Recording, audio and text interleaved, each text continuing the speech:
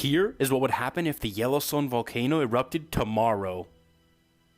First off, as soon as it erupted, tens of millions of people within 1,000 miles of the eruption would instantly die. The eruption itself is not even the worst part though. If you were to breathe any of that ash that came out of the volcano, which is inevitable in a scenario like this, it would form a cement-like mixture in your lungs, causing you to suffocate to death. Oh, and for any buildings within a 1,000 mile radius, they would all immediately disintegrate. And the entire continental US would be covered in ash. Even parts of Europe would see some ash. This would basically send us all into another ice age. The entire world would experience a temperature drop, since the ash would block the sun.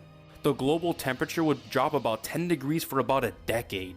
This would all make it very difficult to raise crops and clean water. And Yellowstone erupts about every 725,000 years. And we are actually due for an eruption within the next 100,000 years.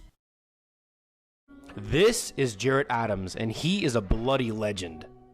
His story will show you that hard work and persistence always pays off. Adams was taking a trip to the University of Wisconsin, which he was planning on attending. He was only 17 years old at the time, and he met a young lady. They both hit it off, and according to Adam, they had a completely consensual encounter. 3 weeks later, all of a sudden, he was arrested. Apparently, the girl he did it with said that he raped her. When he went to court, Adam's lawyer really sucked, and he ended up being convicted of a crime he did not commit.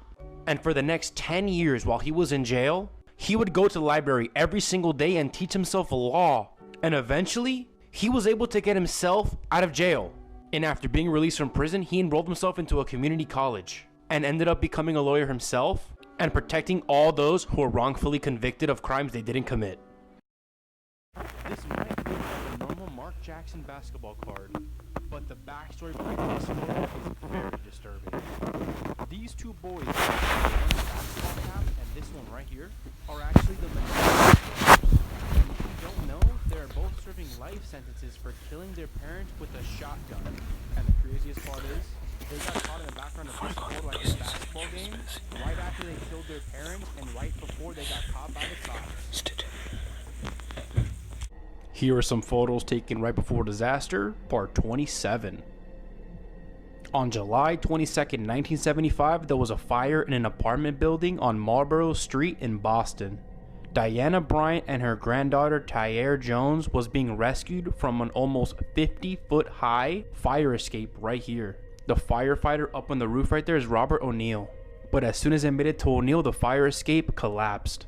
And this photo captures the last moments before Diana and her granddaughter fell 50 feet to the ground. Diana died, but her granddaughter actually survived by landing on her. This photo shows a woman being chased by some young boys with wooden clubs. This photo was taken in 1941, and it was during a massacre of Jews by the Ukrainians. This photo was taken moments before she was beat to death. This photo was taken in 1916 during World War I. It shows a shell-shocked soldier. Moments after this photo was taken, he turned the gun on himself and killed himself.